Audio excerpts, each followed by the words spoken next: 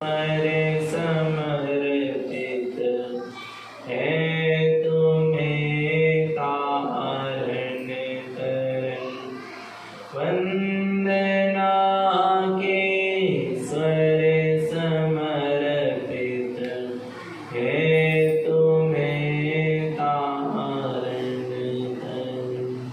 बोले जलेंद्र भगवान की, भगवान महावीर स्वामी की, भगवान के समूल शरण की, वीतराग धर्म की, अहिंसा परमो धर्म की, जनवाणी मातेश्वरी की, परम पूज्य चार प्रवर श्रीमद जिंदारण मंडलाचार्य जी महाराज की, श्री चंद्र ग्रंथाधिराज की, शुद्धात्म देव की,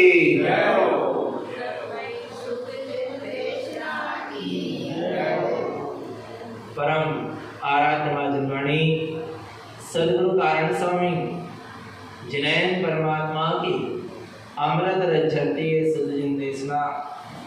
सदगुरुदेव हम जगत के जीवों को अपनी निज आत्मा का सत्स्वरूप दर्शा रहे हैं। सदगुरुदेव श्री पंडित पूजा जी ग्रंथ में सम्यक दृष्टि आत्मार्थी ज्ञानी साधक किस तरह मोक्ष के मार्ग में आगे बढ़ता है और अपने इष्ट की आराधना कैसे करता है। सम्यक दृष्टि ज्ञानी के लिए अपना इष्ट क्या है, अपने लिए प्रयोजनी क्या है, इष्ट माने हमारे लिए प्रयोजन भूत क्या है। सम्यक दृष्टि ज्ञानी ने अपने निज आत्मा को, अपनी निज शुद्धात्मा को ही प्रयोजन भूत माना है, अपने निज शुद्धात्मा को ही अपना इष्ट माना है। जिन जिनने अपने निज शुद्धात्मा को इष्ट मानकर चले हैं, जो भी अपने निज शुद्धात्मा को इष्ट मानकर चले हैं, उन्होंने ही इष्ट पद को प्राप्त किया है। ऐसे ही इष्ट पद नहीं मिल जाता। पहले जीव को अपने निज शुद्धात्मा को इष्ट स्वीकार करना होगा, तब वह इष्ट पद क्या होता है, प्रकट होता है। जहां पर अपने निज शुद्धात्मा रूपी इष्ट की सहकारिता होती है, जहां अपने निज शुद्धात्मा को जीव अपना इष्ट परम इष्ट स्वीकार करता है, वहीं पर जीव को क्या होता है, इष्ट पद प्रकट होता है। यहाँ इष्ट पद की आराधना नहीं है, यहाँ इष्ट स्वभाव की आराधना है, इष्ट सत्ता की आराधना है, इष्ट स्वरूप की आराधना है, इष्ट अपने निज शुद्धात्म तत्व की आराधना है। जिससे क्या होगा, इष्ट पद प्रकट होगा। और अपने इष्ट स्वरूप की कैसे आराधना की जाती है, पंडितो गुण पूजते। ज्ञानी पंडित अपने निज आत्मा के गुणों को क्या करता है, पूजता है, अर्थात उसमें आचरण करता है। अपने ममात्मा गुणम शुद्धम, जो आत्मा के शुद्ध गुण है उनकी क्या करता है, वो पूजता है। पूजता का मतलब उनमें उन शुद्ध गुणों में आचरण करता है। देखो,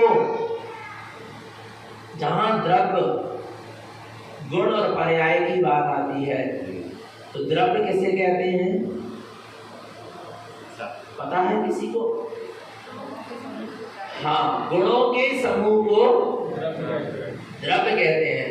और द्रव्य हर स्थिति में कैसा होता है, शुद्ध होता है। द्रव्य कैसा होता है, द्रव्य कैसा होता है, बोलो ना, शुद्ध होता है। द्रव्य कैसा होता है, और द्रव्य किसे कहते हैं, गुणों के समूह को। गुणों के समूह को क्या कहते हैं, द्रव्य कहते हैं। और द्रव्य कैसा होता है, शुद्ध होता है। तो द्रव्य के गुण भी कैसे होंगे, शुद्ध होंगे। नहीं आ रहा, द्रव्य शुद्ध होता है तो द्रव्य के गुण भी कैसे होते हैं, शुद्ध होते हैं। तो मैं जीव द्रव्य हूँ क्या, नहीं हूँ? और मैं कैसा हूँ, कैसा हूँ, मैं शुद्ध हूँ क्या, नहीं हूँ? आराम है। इसके बाद अब कह रहे हैं कि जब द्रव्य शुद्ध होता है तो उसके गुण भी क्या होंगे, तो आत्मा में जो दर्शन ज्ञान आदि चेतना आदि गुण है वे कैसे हैं, शुद्ध हैं। अच्छा, गुण किसे कहते हैं,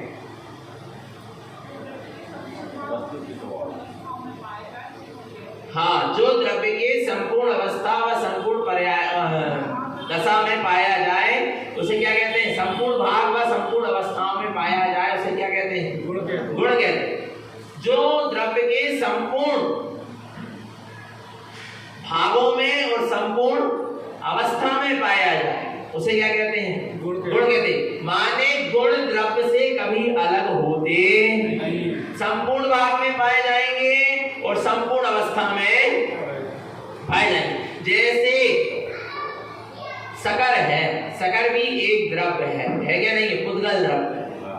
आ रहा नहीं आ रहा? उसका गुण क्या है? स्पर्श रस गंध और वर्ण। तो वो स्पर्श रस गंध वर्ण कहाँ है उसके? या मिठास ले लो, बस अभी एक को ले लो, मिठास को ले लो। आ रहा है? तो मिठास कहाँ भरी है शक्कर में? संपूर्ण भाग में। अच्छा, शक्कर की संपूर्ण अवस्था में है क्या नहीं है?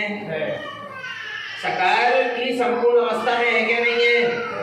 क्या मिठास? शक्कर चाशनी बन जाए, बातेसा बन जाए, चिरौंजी बन जाए, उसको पाग लो, उसको शरबत में डाल दो, दूध में डाल दो, सब्जी में डाल दो, कुछ में भी डाल, उसका भूरा बना लो। आ रहा नहीं? पर मिठास है क्या नहीं है? संपूर्ण अवस्था में है क्या नहीं है? आगे समझ में? मिठास में कोई कमी आई नहीं? बोलो ना। नहीं आ रहा नहीं? आ रहा समझ में? समझ में आ रहा? द्रव्य और द्रव्य के संपूर्ण भाग और संपूर्ण अवस्था में जो पाया जाए उसका नाम क्या है? गुण है। अब अपन यहाँ जीव द्रव्य, कौन सा द्रव्य? मैं भी कौन सा द्रव्य हूँ? जीव द्रव्य हूँ। तो मुझ में मेरे गुण क्या है? दर्शन ज्ञान चेतना। तो मेरे दर्शन ज्ञान चेतना कहाँ है? मेरी कहाँ है? आत्मा के संपूर्ण अवस्था और संपूर्ण भागों में है क्या नहीं है? अर्थात जो आत्मा के शुद्ध असंख्यात प्रदेश है, उन शुद्ध असंख्यात प्रदेशों में एक एक प्रदेशों में दर्शन ज्ञान चेतना है क्या नहीं है? बोलो, है क्या नहीं है? बोलो। द्रव्य के संपूर्ण अवस्था और संपूर्ण भाग में जो पाया जाए उसे क्या कहते हैं? गुण कहते हैं। तो जीव द्रव्य है और जीव द्रव्य के दो गुण है, कौन कौन से? दर्शन गुण और ज्ञान गुण। तो ये दर्शन ज्ञान गुण पूरे आत्मा के असंख्यात प्रदेशों में है क्या नहीं? अच्छा, और सब अवस्थाओं में है क्या नहीं?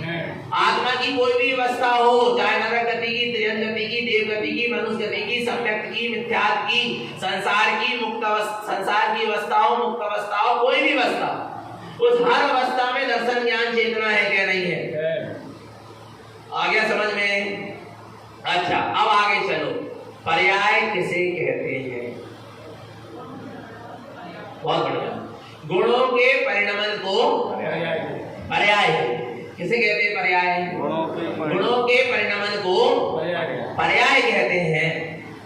असल में ये बात इसलिए बताने में आ रही है क्योंकि यहाँ पंडितों गुण पूजते। ज्ञानी पंडित किसकी पूजा करता है? गुणों की। कौन के गुणों की? ममात्मा गुणम सुधम। अपने आत्मा के जो आ रहा नहीं आ रहा? अपने निज आत्मा के, मुझ निज आत्मा के जो गुण हैं वो कैसे हैं? शुद्ध हैं। उन शुद्ध गुणों की वो क्या करता है? पूजा आराधना करता है, माने उसमें आचरण करता है। आ रहा है समझ में? अब एक चीज बताओ, द्रव्य शुद्ध है, गुण शुद्ध है, दर्शन ज्ञान चेतना में कौन सी अशुद्धता आई? आत्मा के जो दर्शन ज्ञान गुण है उसमें कौन सी अशुद्धता आई? कौन सा विकार आया? बोलो ना। दर्शन गुण में विकार आया, ज्ञान गुण में विकार आया। अच्छा, और गुणों के परिणमन को क्या कहते हैं? बोलो जल्दी से। पर्याय कहते हैं। अब जो गुणों के परिणमन को क्या कहते हैं? पर्याय कहते हैं। तो दर्शन ज्ञान गुण शुद्ध है क्या नहीं? अब उनका जो परिणमन चलेगा वो भी शुद्ध है क्या नहीं? फिर दिक्कत कहाँ है? फिर संसार में जीव क्यों है? जब द्रव्य भी शुद्ध है, गुण भी शुद्ध है और पर्याय भी, तो फिर जीव संसार में क्यों है? संसार में क्यों भटक रहा है? अभी तक तो यही सुनने में आया ना कि द्रव्य तो शुद्ध है, गुण तो शुद्ध है, पर पर्याय में अशुद्धता। पर्याय में अशुद्धता नहीं है, तू मान रहा है यही अशुद्धता है। नहीं आ रहा समझ में? क्या क्या क्या क्या कर रहा है तू? अशुद्धता मान रहा है, यही क्या है? इसी के कारण अशुद्धता बनी हुई है। तू अशुद्ध मान कर बैठा है, इसलिए वे कर्म परमाणु तुझको चिपक रहे हैं। और जहां जीव अपने आप को शुद्ध स्वीकार करता है, द्रव्य गुण पर्यायों से मैं कैसा हूँ? शुद्धता शुद्ध हूँ, शुद्ध ही रहूंगा। जहां अपने शुद्ध निखालिस स्वभाव पर दृष्टि वहां पर अपने आप पर्यायों में भी शुद्धता प्रकट होती चली। पर्यायों का परिणमन तो शुद्ध है, पर वो शुद्धता क्या होती चली जाती है, प्रकट भी होती चली जाती। जो अशुद्ध कहने में आ रही थी वो अशुद्धता भी दूर होती चली जाती है। आ रहा नहीं आ रहा भगवान का? तुम अपने आप को कैसा देखो, शुद्ध गुणों से परिपूर्ण देखो, शुद्ध गुणों का पिंड देखो, शुद्ध गुणों का भंडार देखो। अपने आप शुद्धता प्रकट होती चली जाएगी। राग आदि विकारी मोह आदि भाव क्या होते चले जाएंगे, छूटते चले जाएंगे। जहां शुद्धता का बोध होता है वहां अशुद्धता दूर नियम से हो जाती है। नहीं आ रहा? आईने में चेहरा देखते हो, देखते क्या नहीं देखते? बोलो, देखते क्या नहीं देखते? बोलो, आईने में जब चेहरा देखते हो तो चेहरे में यदि कालीमा लगी हो, किसमें? तो देखकर संतुष्ट हो जाते हो, क्या करोगे? उस कालीमा को क्या करोगे? अच्छा, क्यों छुटा रहे हो? चेहरे में कालीमा लगी है, अशुद्धता लगी, इसको क्यों छुटा रहे हो? क्यों हो जाए दूर? है क्योंकि आपने चेहरे को कालीमा वाला स्वीकार नहीं किया। आपको आपके चेहरे की शुद्धता का बोध है, तब तो आप उसमें से कालीमा क्या कर रहे हो? आपको कालीमा लगा चेहरा शुद्ध दिख रहा है क्या अशुद्ध दिख रहा है? नहीं, शुद्ध दिख रहा है। नहीं आ रहा? तुमको कालीमा लगा चेहरा भी कैसा देख रहे हो? तुम उसको शुद्ध देख रहे हो, जब तो उसमें से कालीमा क्या कर रहे हो? अलग कर रहे हो। और शुद्ध नहीं देखते तो कालीमा कौन अलग करता? बोलो ना। कपड़े क्यों धो रहे हो? कपड़े क्यों धो रहे हो? कपड़े गंदे इसलिए धो रहे हो। कपड़ा शुद्ध है पर इसमें गंदगी लगी, उस गंदगी को क्या कर रहा है? नहीं आ रहा भगवान आत्मा समझने? आत्मा को शुद्ध नहीं करना। नहीं आ रहा? अच्छा, कपड़े को धोते हो क्या गंदगी को धोते हो? है? किसको धोते हो? साफ किसको करते हो? गंदगी को, कपड़े को। अरे गंदगी को धोते, पर कहने में क्या आता है? अरे कपड़ा शुद्ध है और आपको कपड़े की शुद्धता का ज्ञान है, इसलिए उसमें से आप उस गंदगी, उसमें जो लग गई है वर्तमान में गंदगी या कालीमा, उसको क्या कर रहे हो आप? आपको शुद्धता का बोध है, तब अशुद्धता लो। और आप अपने चेहरे को कालीमा वाला ही मान लो तो धुलोगे क्या? साफ करोगे? सफाई होगी क्या? सफाई कब होगी? सफाई कब होगी? शुद्धिकरण कब होगा? बोलो ना। जब तुम्हें शुद्धता का बोध होगा। अशुद्धता कब जाएगी जीवन से? जब शुद्धता का बोध होगा। आ रहा नहीं आ रहा भगवान आत्मा? घर में रोज सफाई करते क्या नहीं करते? अच्छा, काय कर रहे हैं? क्योंकि आपको पता हमारा घर ऐसा साफ सुथरा है, पर इसमें अब धूल जम गई है, तो उसको क्या कर रहा है?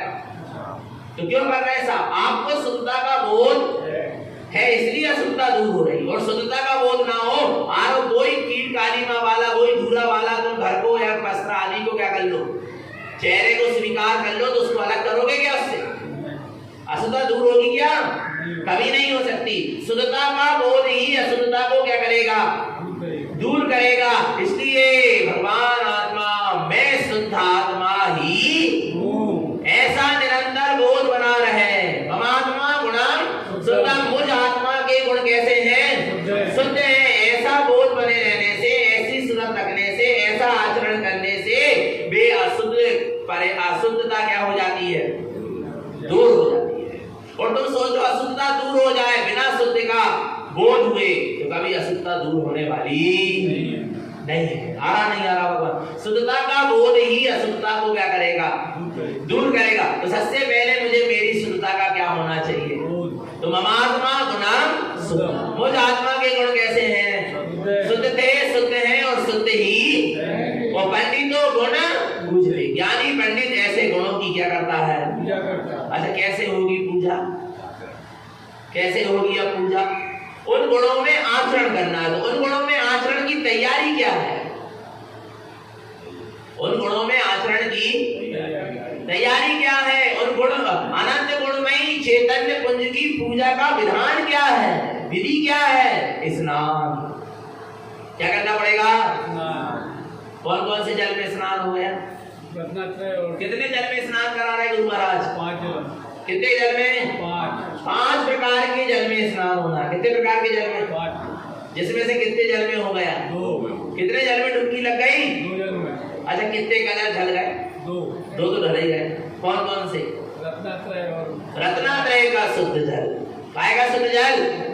रत्नात्रय का शुद्ध जल। और आगे कौन सा जल? ध्यान का शुद्ध जल। देखो कितने ध्यान से सुन रहे हैं। आ रहा नहीं आ रहा भगवान आत्मा? रत्नात्रय का शुद्ध जल और दूसरा जल काय का था? ध्यान का शुद्ध जल। किसके ध्यान का? चेतना लक्षणों, चेतन लक्षण में आत्म स्वभाव के ध्यान का जल। जहाँ ध्यान में डुबकी लगती है, जहाँ रत्नात्रय स्वभाव में डुबकी लगती है, वहाँ कर्मों की निर्जरा होती है। जो आठ प्रदेशों में कर्मों की धूरा चिपकी है, वो क्या होती चली जाती है? दूर होती चली जाती है। बस तुम्हें रत्नात्रय के शुद्ध जल में, ध्यान के शुद्ध जल में डुबकी लगाना। निर्मल होते जाओगे, शुद्ध होते जाओगे, पवित्र होते जाओगे। आ रहा है और एक दिन पूर्ण शुद्ध दशा को प्रकट कर लोगे। आ रहा भगवान आत्मा तो क्या कह रहे हैं? ध्यान के शुद्ध जल में डूबो। काय के शुद्ध जल में डूबो? ध्यान के शुद्ध जल में। अब आगे देखो और कौन सा जल है? और कौन सा जल है जिसमें गुरु महाराज कह रहे हैं क्या करो? डुबकी लगाओ, स्नान करो। शरीर को नहीं कराना है। किसको कराना है? किसको कराना है? बोलो, अपने निज आत्मा को। देखो क्या कह रहे हैं आगे। शुद्ध तत्वं च वेदन्ते त्रिभुवनं ज्ञानं सुरं ज्ञानमयं जलं शुद्धं अस्नानं ज्ञान पंडिता। क्या गजब कहते हैं। शुद्ध तत्वं च वेदन्ते। किसका वेदन? किसका वेदन? शुद्ध तत्व का वेदन आ रहा है। कौन से तत्व का वेदन? शुद्ध तत्व माने अपने परम पारणामिक शुद्ध अपारणामिक स्वभाव का क्या करना? वेदन करना। जहाँ शुद्ध शुद्ध शुद्ध शुद्धता ही शुद्धता बरत रही है, जहाँ अशुद्धता का अंश भी नहीं। क्या क्या क्या? अशुद्धता का भी अंश नहीं है। और जहाँ शुद्ध शुद्ध शुद्ध शुद्ध शुद्ध शुद्ध और ऐसा शुद्ध है कि शुद्ध कह रहे हो, ये भी अशुद्धता है। नहीं आ रहा क्या? शुद्ध को शुद्ध कह रहे हैं, ये भी क्या है? अशुद्धता है, विकल्प है। आ रहा नहीं? इतना शुद्ध जहाँ शुद्ध का भी विकल्प नहीं है। शुद्ध तत्वं च वेदन्ते। ऐसे शुद्ध तत्व का तुम क्या करो? वेदन करो, अनुभव करो, डूबो। कहाँ है वो? कहाँ है? ऐसा शुद्ध तत्व कौन है? मैं स्वयं हूँ। और कहाँ है वो? अपने में ही है, कहीं बाहर नहीं है। शुद्ध तत्वं च वेदन्ते। काय का वेदन? काय का वेदन? शुद्ध तत्व का जहाँ वेदन हो रहा है। त्रिभुवनं ज्ञानं सुरं, त्रिभुवनं ज्ञानं सुरं। तीनों लोक को प्रकाशित करने वाला जो ज्ञान सूर्य है। क्या क्या? ज्ञान सूर्य। किसको प्रकाशित करने वाला? त्रिभुवनं ज्ञानं सुरं। त्रिभुवन माने तीनों लोक, ऊर्ध्वलोक, मध्यलोक और अधोलोक। ज्ञानं सुरं, जो तीनों लोक को प्रकाशित करने वाला ज्ञान सूर्य है। कौन है? शुद्ध तत्व। कौन है? निःशुद्धात्मा वो ज्ञान सूर्य है जिसमें तीनों लोक प्रकाशित होते हैं। निःशुद्धात्मा वह ज्ञान सूर्य है जिसमें तीनों लोक प्रतिबिंबित होते हैं। आ रहा है निःशुद्धात्म तत्व वो ज्ञान सूर्य है जिसकी ज्ञान गुण की एक समय की पर्याय में तीनों लोकालोक एक साथ झलकते हैं। उसका नाम है ज्ञानम सुरम। कौन सा सुरम? कौन सा सूर?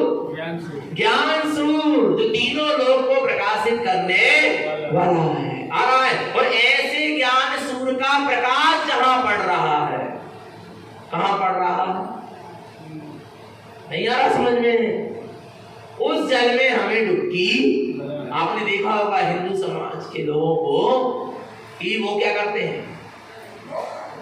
सुबह सुबह नदी नहाने, संक्रांत के दिनों में देखो जाते नहीं जाते? स्नान का बहुत महत्व। संक्रांत के दिन नहाने जाते तो क्या करते हैं? सूर्य की किरण कहाँ पड़ती है? नदी में, पानी में पड़ती, फिर उसमें वो क्या करेंगे? डुबकी लगाएंगे और फिर पता क्या करेंगे? वही जल सूर्य को आ रहा नहीं आ रहा भगवान आता हूं। ऐसे ही यहाँ गुरु महाराज कह रहे हैं शुद्ध तत्वम च वेदन्ते त्रिभुवनम ज्ञानम सुरम, तीनों लोक को प्रकाशित करने वाला जो ज्ञान सूर्य है, ऐसे शुद्धात्म तत्व का वेदन करो और ऐसे तीनों लोक को प्रकाशित करने वाला जो ज्ञान सूर्य है, उस ज्ञान सूर्य का प्रकाश जहां पड़ रहा है उस जल में तुम स्नान करो। वो ज्ञान सूर्य का जल, ज्ञान सूर्य का प्रकाश कहां पड़ रहा है? ज्ञानमयम जलम शुद्धम, वो परिपूर्ण ज्ञान सूर्य का प्रकाश अपने ज्ञानमयी स्वभाव में ही पड़ रहा है, आ रहा है। तो ऐसे ज्ञानमयी स्वभाव में क्या करो? डुबकी लगाओ, ज्ञान के शुद्ध जल में डुबकी लगाओ। स्नानम ज्ञान पंडित, ज्ञानी जन, पंडित जन ऐसे स्वभाव में, ऐसे ज्ञानमयी जल में क्या करते हैं? स्नान करते। वो कितना है ज्ञान का जल? ज्ञान का प्रकाश कितना है? अनंत। ज्ञान की शक्ति कितनी है? अनंत आ रहा है। और ज्ञान की गहराई कितनी है? अनंत। और ज्ञान का जल कितना है? अनंत। तो ऐसे अनंत ज्ञान स्वभाव में डुबकी भी कितने समय के लिए लगाना चाहिए? बोलो ना, कितने समय के लिए? एक समय के लिए, दो समय के लिए, कितने समय के लिए? अनंत समय के लिए डुबकी लग जाए तेरे तेरे ज्ञान स्वभाव में, तेरे ज्ञान में ही। अतः जहां ज्ञान ही ज्ञान चारों तरफ भरा हुआ है, नहीं आ रहा? ज्ञान का महासागर है आत्मा। जैसे समुद्र के चारों तरफ देखो तो क्या भरा है? पानी पानी भरा हुआ है, जल ही जल भरा हुआ है, नहीं आ रहा भगवान आत्मा? किनारा ही नहीं दिखता, दिखता है क्या? बोलो। ऐसे ही आत्मा ज्ञान जल से परिपूर्ण भरा हुआ है। आत्मा भी ज्ञान का महासागर है, ज्ञान नदी है, ज्ञान समुद्र है, अथाह है। कैसा है? कैसा है आत्मा? बोलो। अथाह ज्ञान स्वभाव वाला है। विचार करना भगवान। और ऐसे ज्ञान के महासागर में क्या, जहां पर और छोर ही नहीं दे, अपरंपार 12, गुरु महाराज ने कहा है 12 पार, अपरंपार है ज्ञान का महासागर निःशुद्धात्मा। उसमें क्या लगाओ? डुबकी। अनंत गहराई है ज्ञान की, ज्ञान का प्रकाश अनंत है, ज्ञान की शक्ति अनंत है, ज्ञान की गहराई अनंत है और ज्ञान का जल भी अनंत है। तो ऐसे अनंत ज्ञान स्वभाव में रहना भी कैसे है? अनंत समय तक रहना है। कितने समय तक? हम तो कह रहे हैं एक समय के लिए रह लो। ऐसे ज्ञान स्वभाव में, ऐसे ज्ञान रूपी जल में कितने समय के लिए डुबकी लग जाए? एक आध समय के लिए ही क्या लग जाए, पर एक समय के लिए भी डुबकी नहीं लग पा रही। क्यों नहीं लग पा रही? क्यों नहीं लग पा रही? बोलो ना, क्यों नहीं लग पा रही ज्ञान स्वभाव में डुबकी? अज्ञान का पर्दा पड़ा है, मिथ्या ज्ञान का पर्दा पड़ा है, कुज्ञान का पर्दा पड़ा है, इसलिए वो ज्ञान स्वभाव में क्या नहीं लग पा रही?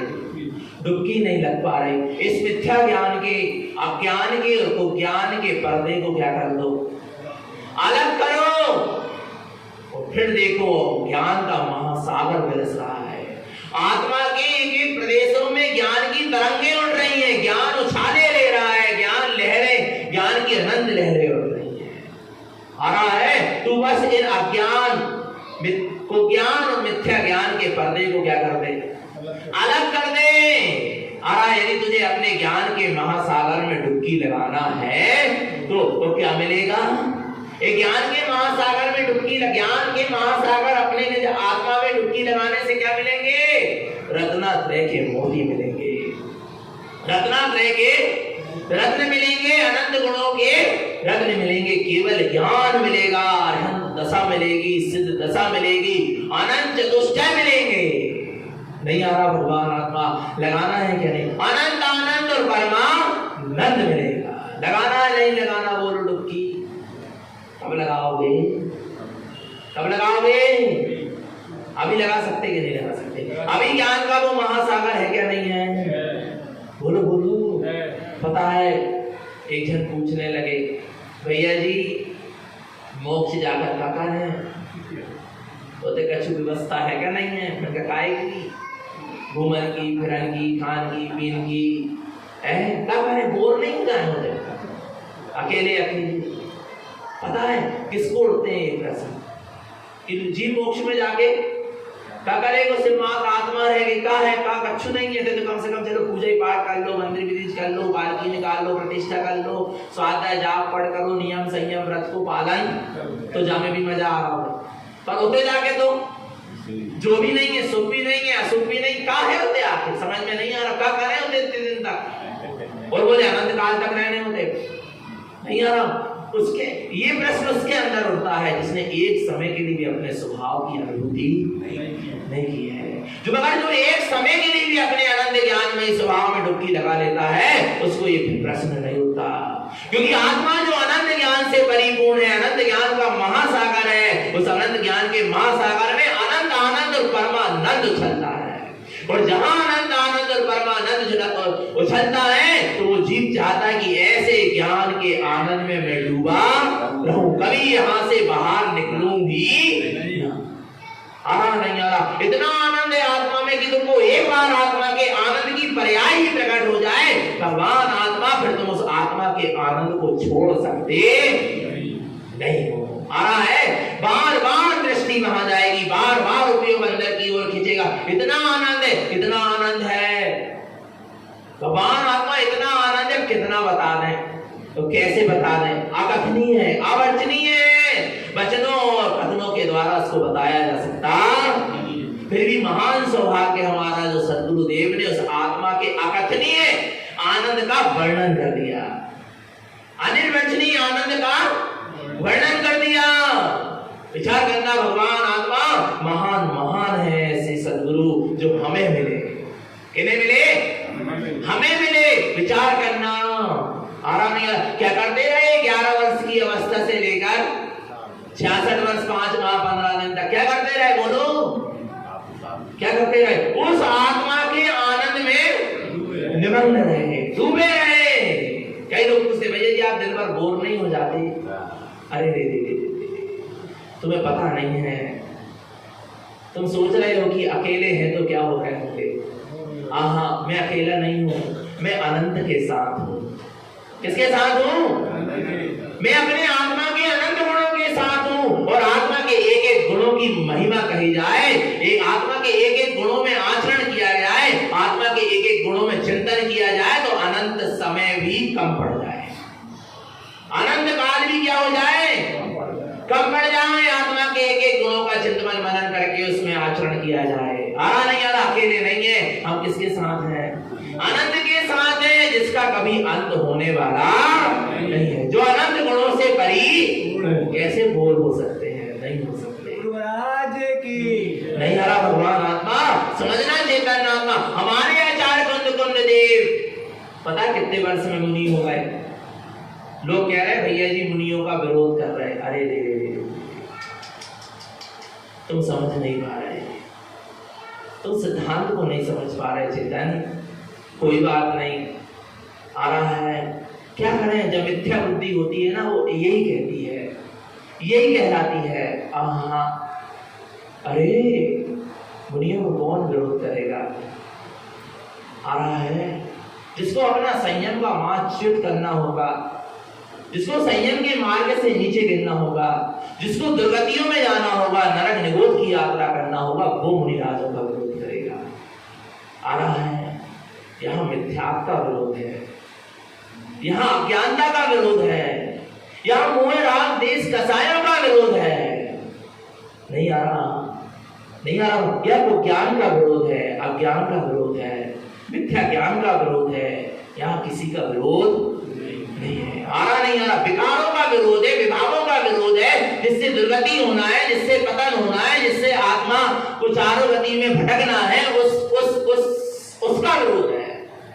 आ रहा नहीं आ रहा भगवान जी बहुत भूल में पड़ा है।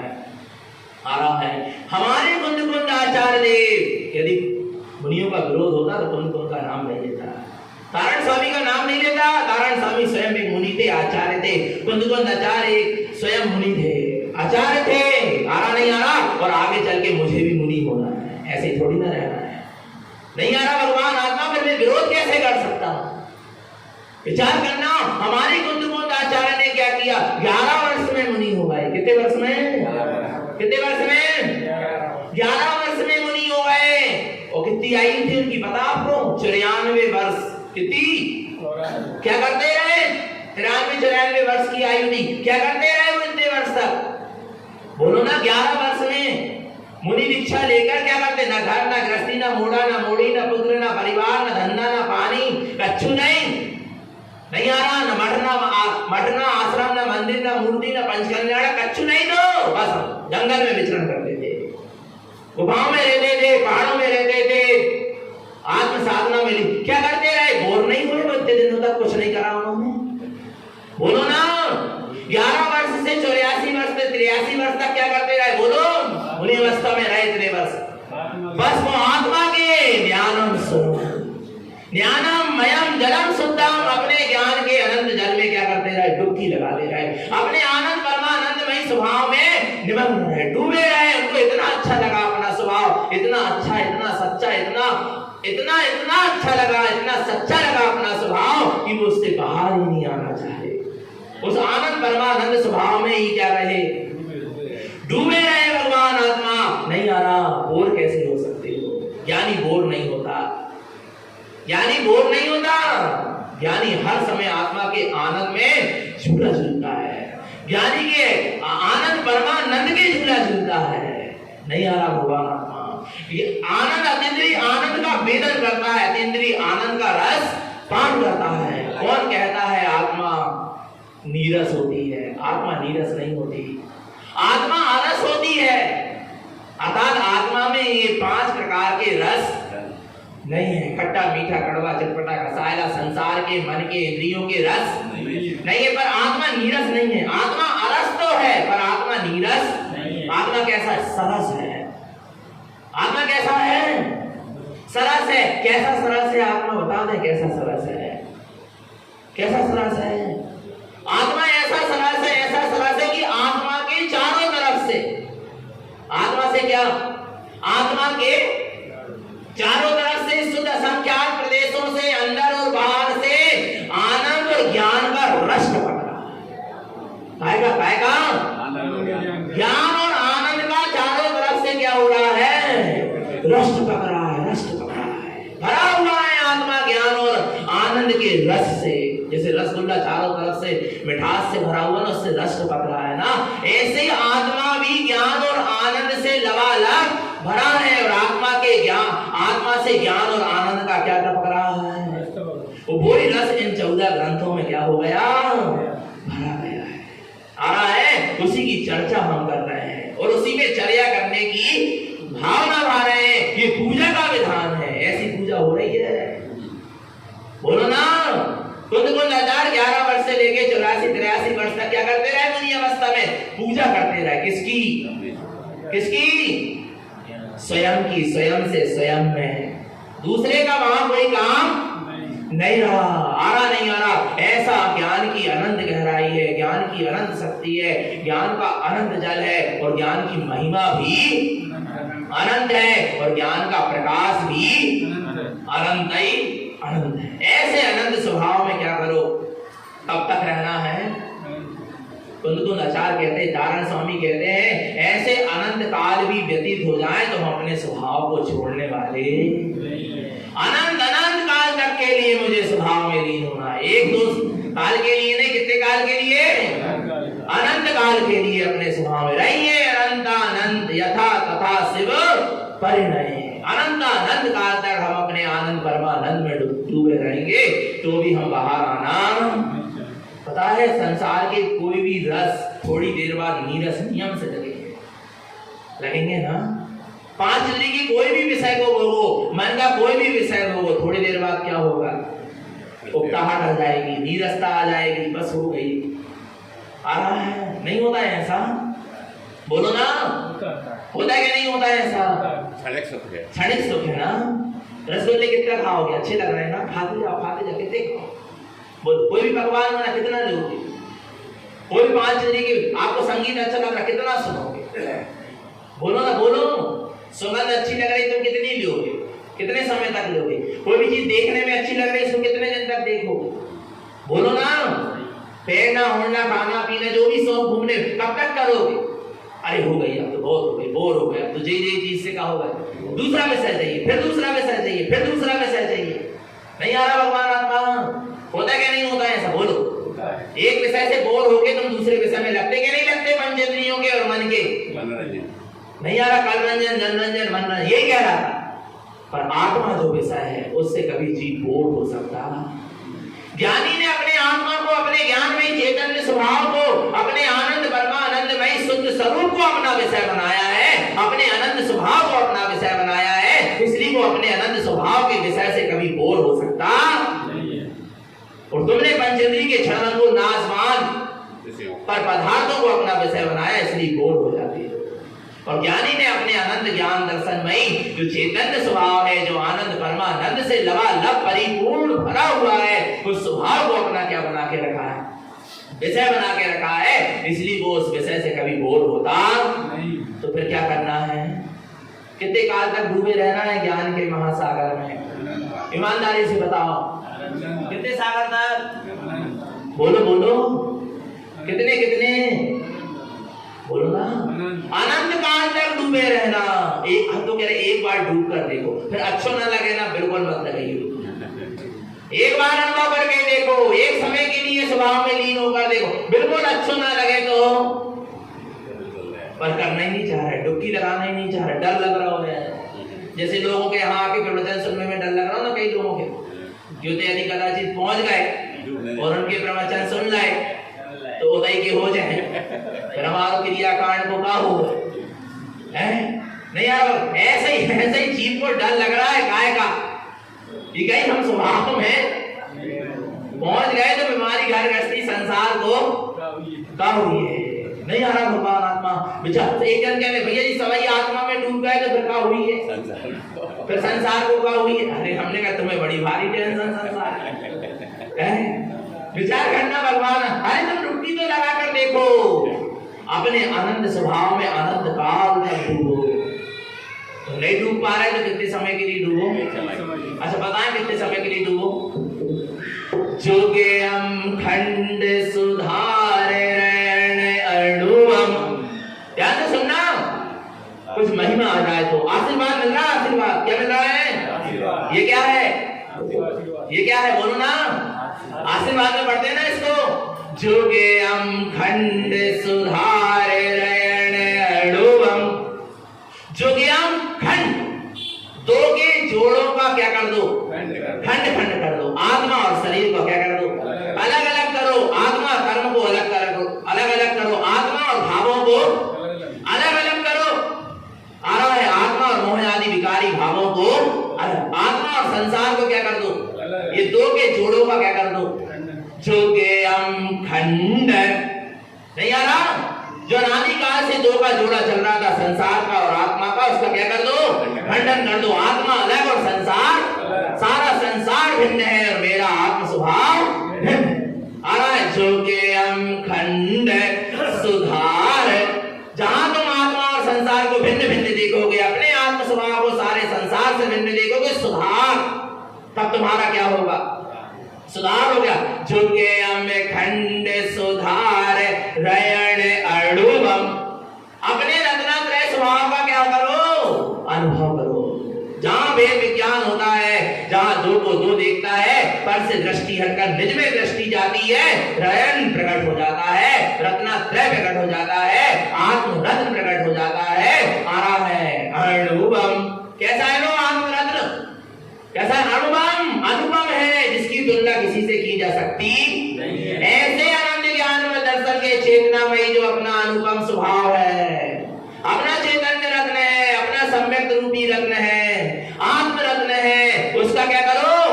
अनुभव, अनुभव करो। कब तक? कब तक?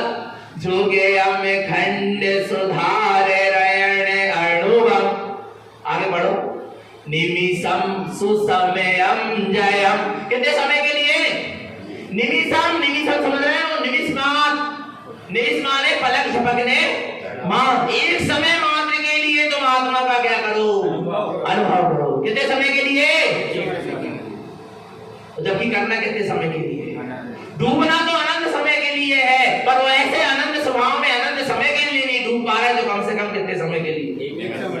एक समय के लिए तो डुबकी लगाकर देखो अपने ज्ञानमयी जल में, अपने ज्ञानमयी स्वभाव में। अरा निमिषम सुसमयम जयम, स्वयं में निमिष मात्र के लिए तू डुबकी लगाकर देख, जयम तेरी क्या होगी? जय जय। जिसने एक बार भी अपने स्वभाव में डुबकी लगाई है उसकी क्या हो गई है? जय जयकार हुई है। निमिषम सुसमयम जयम, क्या होगी तेरी? कितने समय के लिए आत्मा का अनुभव कर? निमिष मात्र के लिए। सुसमयम जयम, एक समय के लिए आत्मा का अनुभव कर। आ रहा है निमिषम सुसमयम जयम घटयम, घटयम माने एक घड़ी। कितनी घड़ी? एक घड़ी के लिए तू आत्मा का क्या कर? अनुभव। अभी कितना कह रहा है? एक समय। और आप कितना कहने लगे? यदि आत्मा अच्छी लग रही तो अब एक घड़ी बढ़ा ले, उस आत्मा की डुबकी को क्या कर ले? उस आत्मा के ध्यान को बढ़ा ले। अब कितने देर के लिए आत्मा का ध्यान कर? एक घड़ी माने 24 मिनट तक। कितने मिनट तक? 24 मिनट का। अरे घटयम तुंज मुहूर्त। और अब क्या कर ले? और यदि आत्मा अच्छी लग रही हो तो अब आत्मा के ध्यान के समय क्या कर ले? बढ़ा ले। निमिष माने एक समय के लिए आत्मा का ध्यान कर। घटयम माने एक घड़ी 24 मिनट तक आत्मा का ध्यान कर। और आगे देखो आराम घटयम तुंज मुहूर्त, कितने समय के लिए? मुहूर्त माने 48 मिनट। मुहूर्त माने 2 घड़ी को मुहूर्त कहते हैं। 24 और 24 48 मिनट के लिए तू आत्मा का क्या कर? ध्यान कर। आत्मा के अनुभव में डूबा रहा है। कितने मिनट के लिए? 48 मिनट तक तू आत्मा में डूबा रहा है। और आगे चलो आ रहा है घटयम तुंज मुहूर्त पहर। पहर माने क्या? आशीर्वाद मिल रहा, आशीर्वाद। एक समय के लिए 24 मिनट के लिए 48 मिनट के लिए एक पहर। एक पहर माने पहर पहर, प्रथम पहर 3 घंटे के लिए। एक पहर कितने घंटे का होता है? 3 घंटे के लिए। द्वितीय पहर 3 घंटे तू आत्मा में लीन है। द्वितीय पहर माने 2 पहर माने कितने? 6 घंटा आत्मा में लीन है। कितने घंटे? नहीं आ रहा, महिमा नहीं आ रही। ये आशीर्वाद मिल रहा है। 6 घंटे आत्मा में क्या कर? लीन है। तृतीय पहर नहीं आ रहा। तृतीय पहर माने 3 घंटे। आरा ने 3 घंटे का, आरा ने 3 घंटे के पहर कितने हो गए? 9 घंटे तू आत्मा में क्या कर? लीन है। शुरुआत कहां से हुई थी? निमिष। एक समय के लिए आत्मा में लीन रहे।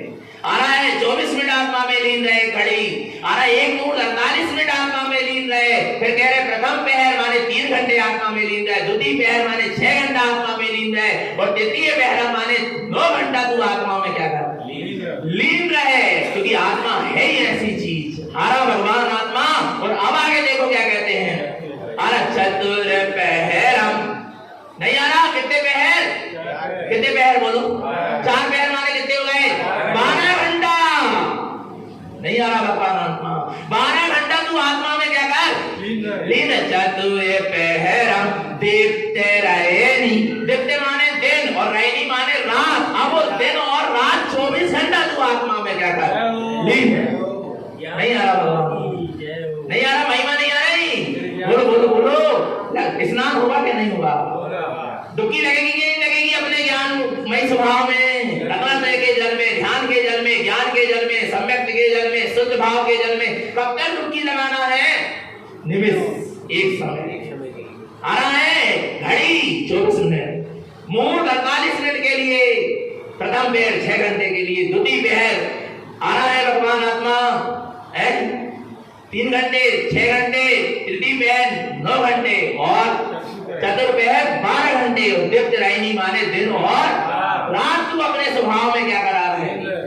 डूबा रहे। दीप्त रायनी। और आगे क्या है? नहीं आ रहा। बरसम सुभावम जयम। कब तक? कब तक? 365 दिन वर्ष भर तू अपने स्वभाव में क्या रहे? लीन रहे। कब तक? बोलो ना। वर्ष भर 365 दिन अपने स्वभाव में क्या कर? लीन रहे। और आगे देखो, और आगे देखो। सुआयु क्या कह रहे? सुआयु काल कलेनो हे जितनी मुक्ति मुक्तिम जयम सो जयन जय बोलिए।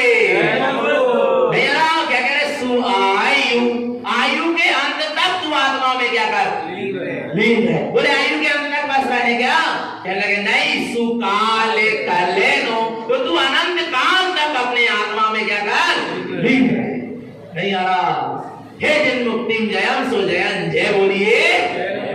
भैया ये आशीर्वाद है, एक समय के लिए 24 मिनट के लिए, 48 मिनट के लिए, 3 घंटा के लिए, 6 घंटा के लिए, 9 घंटा के लिए, 12 घंटा, दिन रात 24 घंटा और वर्ष भर 365 दिन, और आयु के अंत तक, और आयु के अंत के बाद भी अनंत काल तक तू आत्मा में क्या कर, लीन रहे।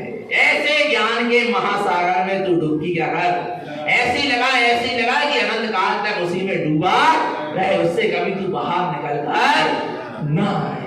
नहीं आ रहा भगवान आत्मा, ऐसे ज्ञान के जल में गुरु महाराज हमें क्या करा रहे हैं, बोलो क्या करा रहे हैं, स्नान करा रहे हैं। तो करना है क्या नहीं करना? अच्छा होगा का नहीं होगा, तनक तो भाव हो, तनक तो, अच्छा सुनो, नहीं कर पा रहे, समुद्र में डूब नहीं पा रहे ना, डर लग रहा है ना, तो समुद्र के किनारे चल बैठ जा। हम गए थे बहुत पहले, कहाँ गए थे, गुजरात तरफ गए थे, तो एक समुद्र पड़ा आ रहा, हमको डर लग रहा था, तो हमसे कहने लगे कुछ मत करो, तुम तो क्या हो जाओ, बस किनारे पर खड़े हो जाओ, लहर स्वयं क्या होगी, आएगी और तुम्हें खींचकर, तुम कुछ नहीं कर पा रहे, नहीं डूब पा रहे आत्मा में, तो मत डूबो, पर तुम आत्मा की श्रद्धा रुचि लेकर आत्मा के सन्मुख हो जाओ। और जब आत्मा के तुम सन्मुख हो जाओगे तो एक अंदर से ज्ञान की और आनंद की लहर आएगी और तुम्हारे उपयोग को खींचकर उसमें ले डालेगी। और एक बार खींचकर वहां चले गए तो दोबारा वहां से लौट के आने की इच्छा नहीं होगी। ऐसा आनंद भरा है आत्मा, महासागर है ज्ञान और आनंद का। कब लगाना है डुबकी, कब लगाना है, अभी लगाना है ना। तो बस निज में लगा लो डुबकी वीरा, की कर लो स्नान रे, भुवन जिन नाथ हो। निज में लगा लो डुबकी वीरा, की कर लो स्नान रे, भुवन जिन नाथ हो। दरस की तो बेरा वही रे, दर्शन कर लो कि प्रगटे भगवान रे, भुवन जिन नाथ हो।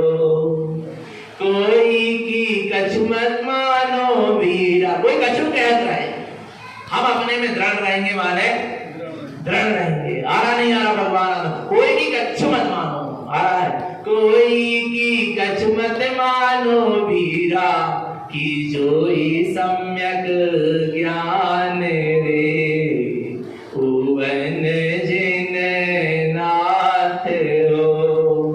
दरस की तो बेरा वही रे, दर्शन कर लो कि प्रगटे भगवान रे, भुवन जिन नाथ हो।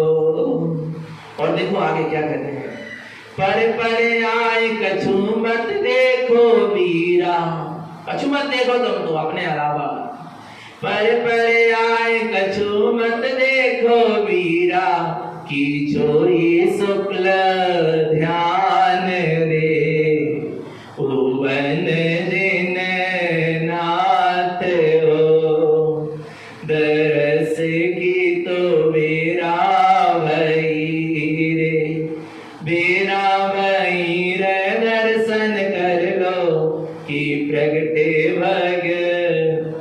भगवान रे, भुवन जिन नाथ हो। दो मुहूर्त निज में जम लो वीरा, क्या कह रहे हैं, दो मुहूर्त निज में जम लो वीरा, की प्रगटे केवल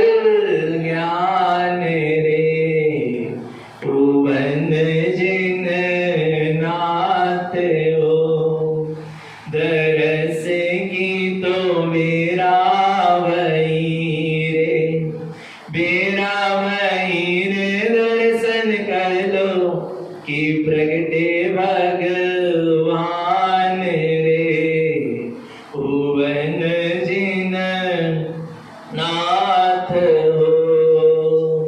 निज में लगा लो डुबकी वीरा की कर लो स्नान रे भुवन जिन नाथ हो। धरस की तो बेरा वही रे